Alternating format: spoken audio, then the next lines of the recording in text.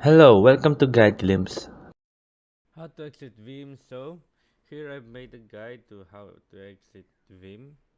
So this is a very simple video to how to exit the Vim. So to exit the Vim, firstly we have to understand Vim modes, the key to exiting. So normal mode Vim starts here. This is where you navigate the issue command. Think of it as your control center.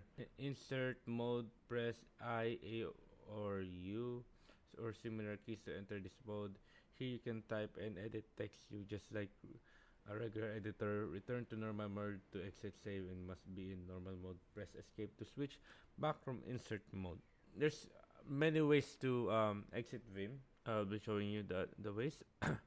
So here, basic exit commands from normal mode. Ensure you are in normal mode by pressing escape first. Then type these commands right here, as you can see.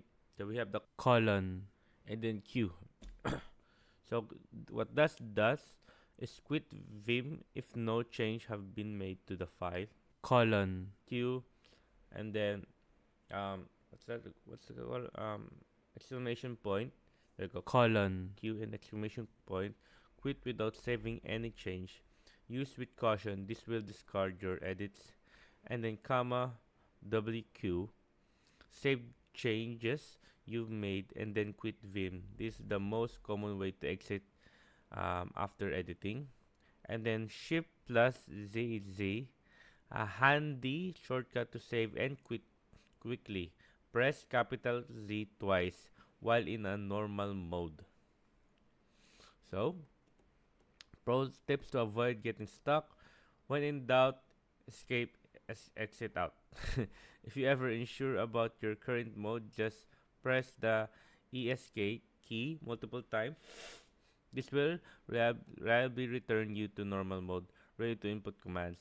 And commands are case sensitive. Remember that Vim commands are case sensitive. For example, colon, then Q will not work to quit, but colon and Q will. So if you're gonna understand it, so if it's on capital, let's say it's on capital Q, it won't work. But if it's on not capital, it will work. So that's what I mean by that. And then after alternative exit keys, for those who find exit keys a stretch, control, control, and I forgot that thing. Yeah, control that. As you can see right there, you can see right there, functions identically and can be more comfortable for frequent use. And exit multiple files, working with several files upon use.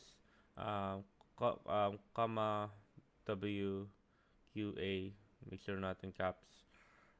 It means right quit all to save changes in all open files and then exit Vim completely.